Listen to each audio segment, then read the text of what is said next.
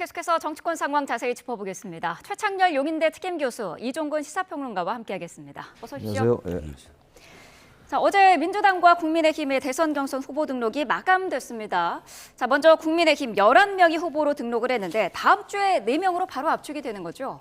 네, 그렇습니다. 첫 번째 이제 국민 여론조사 100% 해서 4명으로 이제 압축이 되고, 그 다음에 특이할 건 거기 4명에서 원래는 이제까지는 거기서 1명을 뽑는데 한 번 더 있습니다. 결선 투표. 그러니까 물론 4명에서 과반을 넘는 그런 지지를 받는 사람이 1명 나온다고 한다면 네. 결선 투표로 가지 않는데 이번에는 50%를 넘지 않으면 결선 투표로 해서 제가 보기에는 조금이라도 더 국민들의 어떤 그 뭐랄까요, 관심을 유도하는 그런 장치가 아닌가 싶고, 네.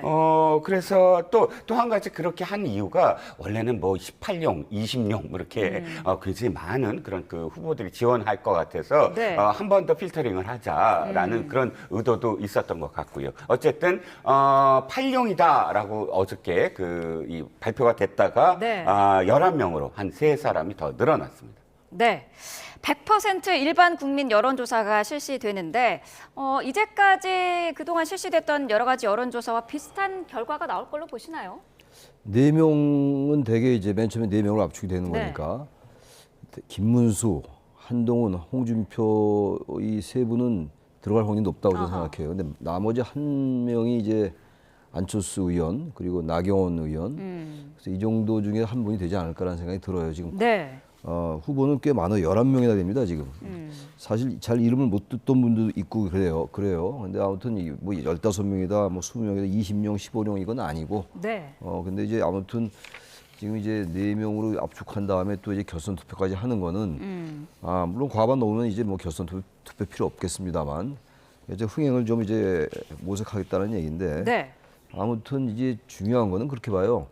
여러 명이 나오는 것도 물론 중요합니다만 탄핵 찬반으로 완전히 나눠져 있어요, 지금. 아까 제가 말씀드린 네 명에서도 나눠져 있는 상황이고, 그래서 이 부분을 국민의힘이 정확히 전 정리를 해야 될 것 같아요. 네. 이번 대선이 어쨌든 간에 윤 전 대통령 탄핵으로 파면으로 이제 이루어진 선거란 말이죠. 그렇다면은 탄핵에 반대하는 분들, 반대했던 분들 말이죠. 이러한 후보군이 과연 국민들에게, 물론 탄핵을 반대하는 유권자 국민들도 많이 계셨습니다만 네. 얼마나 소구력이 있을까. 그러면서 국민의힘이 어쨌든 뭔가를 황골탈퇴하고 쇄신하고 이러면서 새롭게 나가는 게 그게 전 흥행이라고 보는데, 숫자 그리고 뭐 경선 방식 이런 거 가지고만은 흥행하기 어렵지 않을까 그런 생각이 듭니다. 네. 국민의힘 주자들이 오세훈 서울시장에게 잇따라 러브콜을 보내고 있습니다. 어제는 홍준표 후보가 만났고요. 오늘은 김문수, 안철수, 나경원 후보와도 만나기로 했다는데, 중도층 그리고 수도권의 민심을 잡기 위해서는 오세훈 시장의 지지층의 지지가 필요하다, 그런 계산이겠죠? 네, 오세훈 시장이 불출마 선언을 하기 전보다 더 바빠지신 것 같아요. 네. 매일매일 이렇게 후보들과 만나는 일정이 이어지고 있습니다.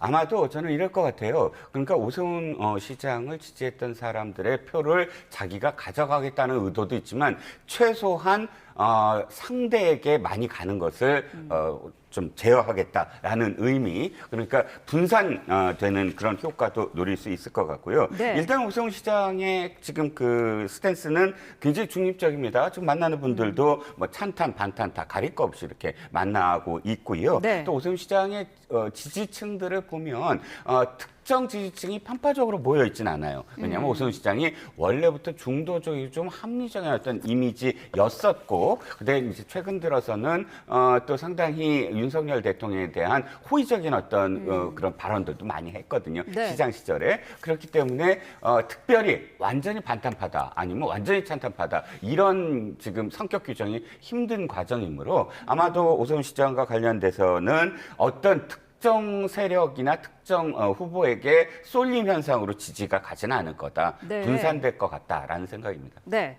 민주당은 이재명 전 대표, 그리고 김경수 전 지사, 김동연 지사 이렇게 3명이 후보로 등록을 했습니다. 뭐 역시 경선률에 대해서는 기울어진 운동장이다, 어대명 추대 경선이다, 비판의 목소리가 여전한 상황이에요. 근데 경선이 이제 국민선거인단으로 하지 않는 거죠. 지금 네. 권리당원 110만 명 정도, 그리고 여론조사에서 한 100만 명 정도를 이렇게 하는 거예요. 기존의 민주당의 이 경선 방식은 대체로 이제 국민선거인단을 모집해서 거기에 이제 한 표를 주고 이랬던 것들인데 이랬었는데 그게 이제 없는 겁니다. 그러다 보니까 사실상 이재명 전 대표 추대하는 거 아니냐 이런 얘기가 나올 법한데 네. 저도 그 아쉬움은 좀 있어요.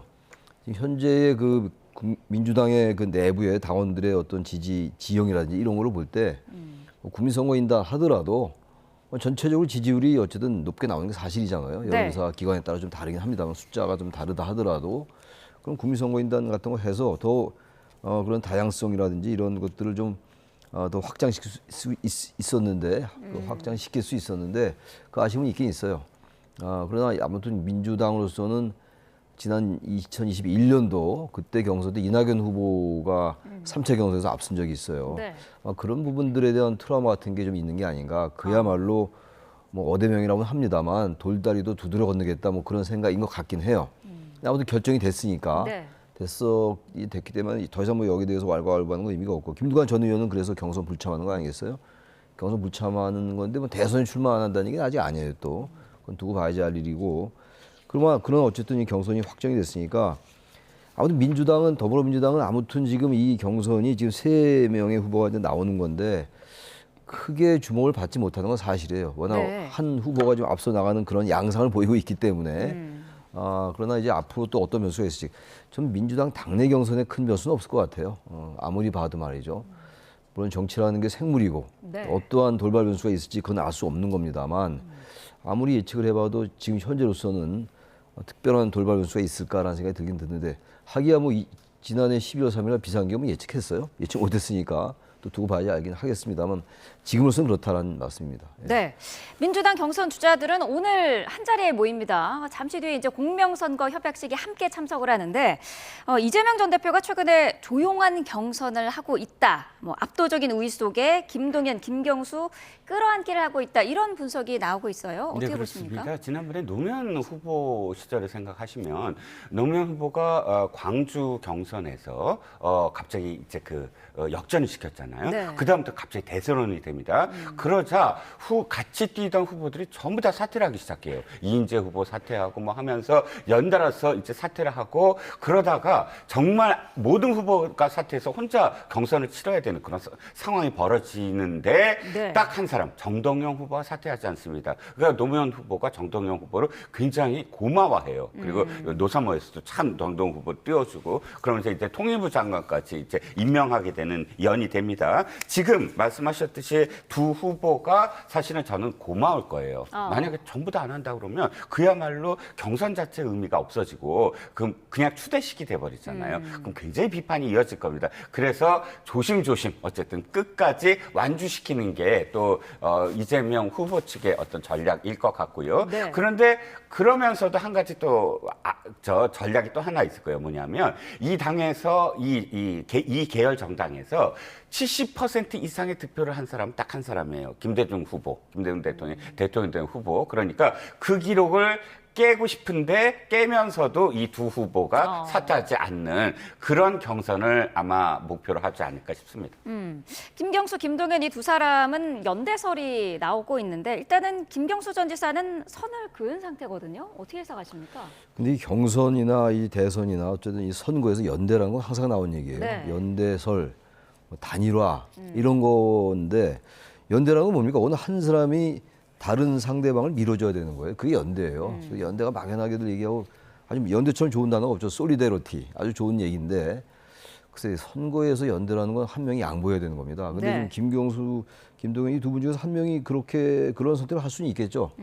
어차피 이번 대선에서 특히 이제 민주당 경선에서 이재명 전 대표를 꺾기가 어렵다면은 누르기가 어렵다면은 연대하는 것도 나쁘지 않을 것 같아요. 네. 어차피 이분들은 다음이라든지 다음 뭐 내년 지방선거도 있고 여러 가지 또 정치 일정이 있잖아요. 향후 자신들 입지도 많이 의식할 겁니다. 꼭 대선 승리도 승리겠습니다만. 네. 그러면서 볼 때도 연대설이 전혀 의미가 없지는 않은데 그렇다고 연대한다고 해서 그게 그렇게 민주당 경선의 큰 흥행 요소라든지 새롭게 주목을 받는 그 정도의 어떤 그 컨벤션 효과 같은 거 그런 걸 기대하기는 어려울 것 같아요. 네. 나름대로 그러나 어쨌든 연대를 할 수 있는 거죠.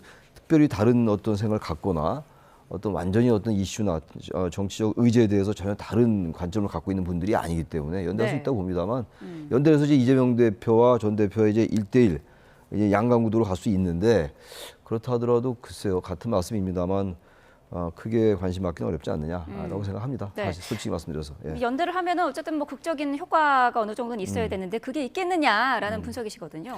그렇지요. 그러니까 이 두 후보가 무엇을 갖고 연대를 하느냐가 중요한데 그 무엇이 이재명 대표를 절대 후보로 내세울 수 없다라고 만약에 연대를 하게 되면 민주당 전체에서의 어떤 지지를 얻을 수 없을 거예요. 네. 그렇다면 이 두 후보가 지금까지 어떤 정치 여정에서 연대를 할 수 있는 특별한 어떤 뭐랄까 이슈가 있을까 하는 점인데 한 가지 단초는 있습니다. 개헌 같은 경우 이재명 후보 측에서는 개헌에 선을 그었는데 네. 이 두 후보는 개헌을 전면에 내세울 수는 있거든요. 근데 개헌이 과연 이 민주당의 수건이냐, 민주당의 그 당원들이 이 개헌 이슈에 대해서 최소한 50%에 달하는 권리당원들이 그것을 견인할 수 있는 권리당원을 견인할 수 있는 이슈냐, 그건 또 좀 애매해요. 그러다 보니까 연대를 할 수 있는 분명한 명분이 있어야 된다. 그 명분 찾기가 사실 이 두 사람한테 쉬워 보이지는 않는다라는 생각입니다. 개헌 네. 얘기를 하기 쉽지 않을 거예요. 좋은 말씀인데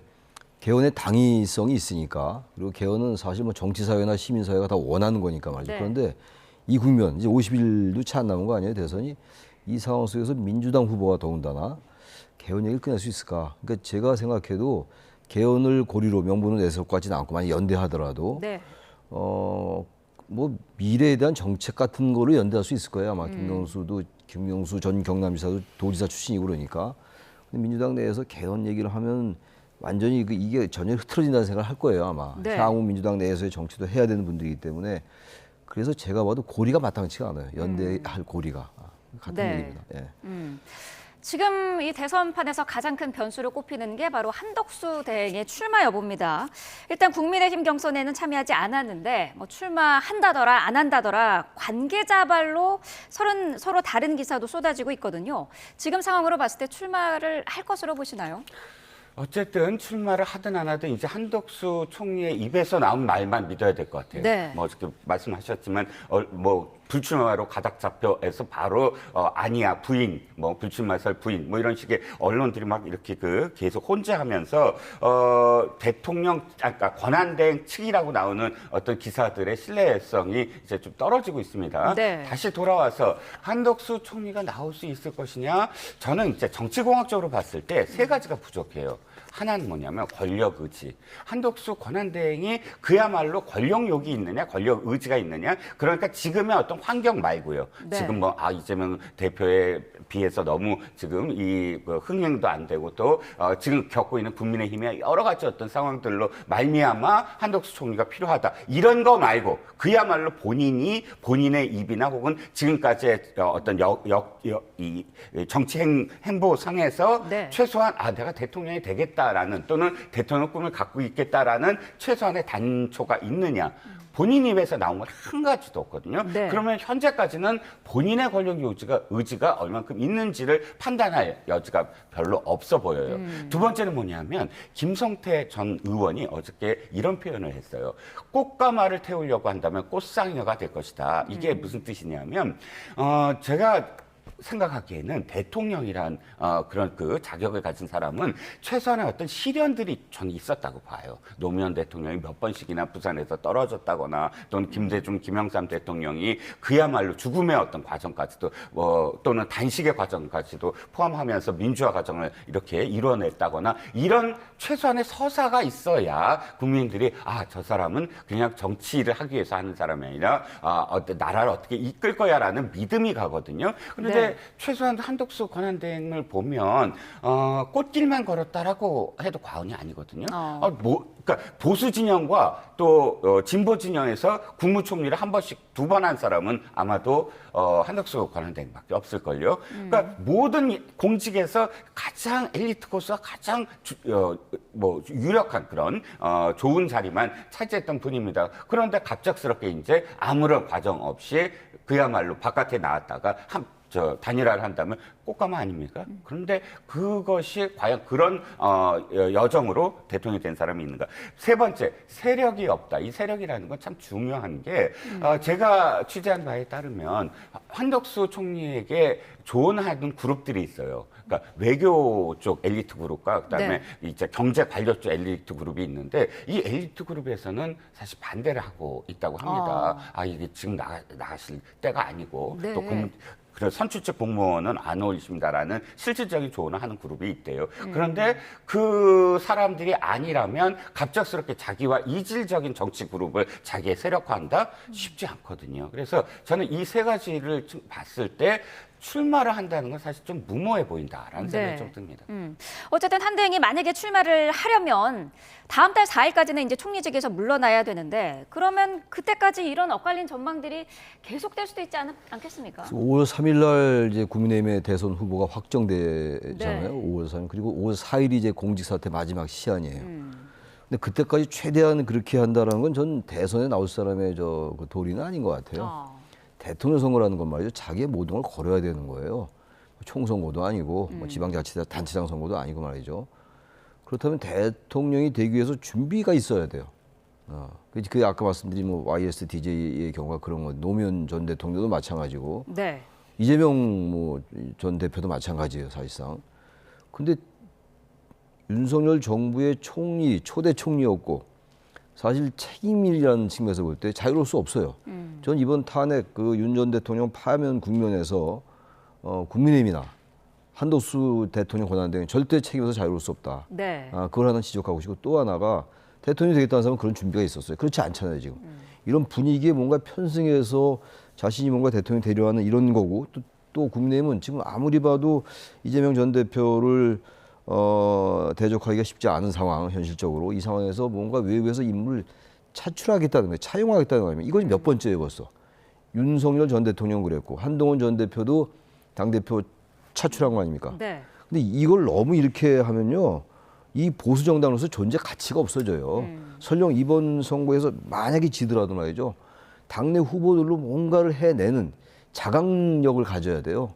그 내부에서 토론하고 논쟁해가지고 하나로 정한 다음에 그리고 일부 보였던 수구적인 태도 이런 것들을 반성하고 제가 누누이 말씀드립니다만 그럴 때 보수 정당으로서의 정체성을 확립할 수 있는 겁니다.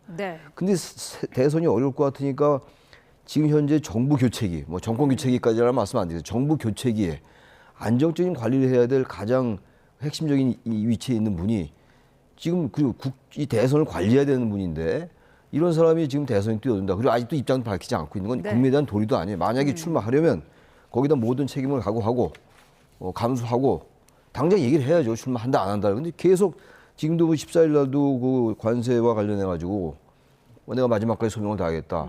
여러 가지 해석을 놔요. 그 정치적 발언처럼 A로 해석할 수도 있고 B로 해석할 수 있는 이런 발언을 자꾸 하는 건 전 도리가 아니라고 봐요. 그래서 어쨌든 간에 그 지난번 반기문 전 유엔 사무총장도 지지율이 올라가다가 결국 이제 본인이 이제 스스로 거둬들인 적이 있어요. 꽤 오래전 얘기입니다만. 근데 그때도 어땠습니까? 결국 그 정당의 그 전열만 흐트러뜨렸어요. 이번에도 그렇게 될 공산이 커요. 좀 그래서 빨리 입장을 밝히든가. 그래야지 이런 식으로 계속하는 건 전혀 이거는 현재 대통령 권한대행으로서 도리도 아니고 그리고 지금 스스로가 중립 조정 능력을 스스로 버리는 거다. 저는 그렇게 말씀을 드립니다. 민주당은 한대행 탄핵 여부를 오늘 결정한다고 합니다. 당 내에서 근데 찬반 의견이 지금 팽팽하다고 해요. 탄핵 사유는 충분하지만 대선 도전에 우리가 날개를 달아주는 형국이 될 수도 있다. 이런 신중론도 있더라고요. 그렇지요. 두 가지입니다. 하나는 말씀하셨듯이 명분을 만들어주는 거예요. 만약에 한덕수 총리가 저는 아까 부정적으로 말씀을 드렸습니다만 그럼에도 불구하고 본인이 지금의 어떤 그런 그 위기 상황에서 비상시국에서 나라를 위해서 내가 정말 몸바치겠다라고 하더라도 지금 여러 가지 문제가 있어요. 왜? 선관위와 이제 선관위원장과 이미 전화를 해서 6월 3일로 결정한 사람, 심판자로서 상당히 오랜 기간 지금 심판자였던 역할을 했던 사람이 갑작스럽게 선수로 나가야 되잖아요. 그런데 본인이 그것을 나 심판이 아니고 선수입니다라고 한다면 국민들이 지금까지 지지는 했지만 진짜 속내가 있었구나라고 생각할 거 아니에요. 근데 지금 이렇게 만약에 탄핵을 한다 그러면 소추 통과하기 전에 사퇴하겠다 하고 나올 수 있는 명분을 만들어주는 거. 두 번째는 뭐냐면 발목 잡기가 됩니다. 지금 우선 협상 대상국이 됐어요. 관세. 네. 미국의 관세 우선 협상 대상국으로 일본과 함께 협상을 해야 됩니다. 그런데 이 대목에서 탄핵을 한다? 그러면 지금 위기 상황을 완전히 지금 발목을 잡는다라고 비판을 받게 되거든요. 네. 그렇기 때문에 아마도 저는 민주당이 지금 고민을 하고 있지만 탄핵을 쉽게 결정하지 못할 것 같습니다. 네. 정치권에서는 빅텐트론도 계속 언급되고 있습니다. 반 이재명 텐트, 제3지대 텐트 이렇게 이야기가 나오는데 어쨌든 이재명의 독주를 견제하자라는 거예요. 일단 국민의힘 주자들은 이 빅텐트 필요성에는 동의를 하고 있는 거죠. 그렇죠. 국민의힘 입장에서는 빅텐트의 이유가 바로 이재명 대표에 반대하는 그런 이슈이기 때문에 당연히 빅텐트를 요구를 할 거고 네. 여기에 이제 경선 불출마다라고 주장하는 분들이 있어요. 그러니까 대선 불출마는 그냥 그만두는 것인데 네. 경선만 불출마하겠다는 분들은 혹시나 이제 빅텐트 그러니까 경선에 참여하면 사실 참여했다가 떨어진 사람이 나오면 어떻게 되죠?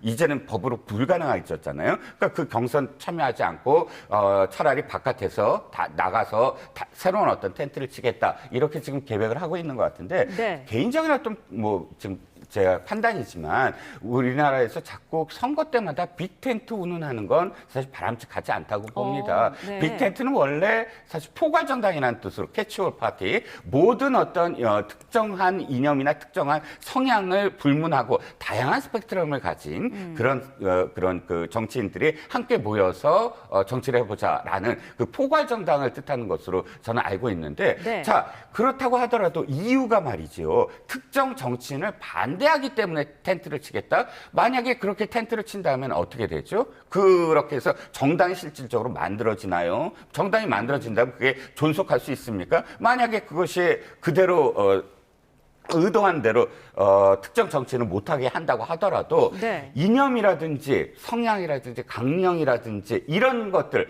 가치를 기반으로 해서 서로 모이는 것이 아니라 특정 이유만으로 모인다면 그럼 곧바로 해체가 될 겁니다. 일본에도 그런 정당이 있어요. NHK를 반대할 수 있는 방법을 알려주는 정당. 제목이 그래요. 그 정당 이름이. 네. 딱 그 NHK에 대한 어떤 반대 때문에 모인 정당이에요. 그런데 그러면 그 다음에는 그 정당은 없어지잖아요. 특정 목적만 갖고 있기 때문에. 네. 그래서 아무리 우리나라가 산악지대고 아웃도어가 잘 팔리지만 5년마다 이렇게 텐트를 이야기하면서 네. 텐트에 대한 어떤 수요를 얘기하는 건 그때그때 어떤 정파적 이익 또는 정치적 이익으로 이합집산하겠다라는 뜻이 아닌가 싶습니다. 네.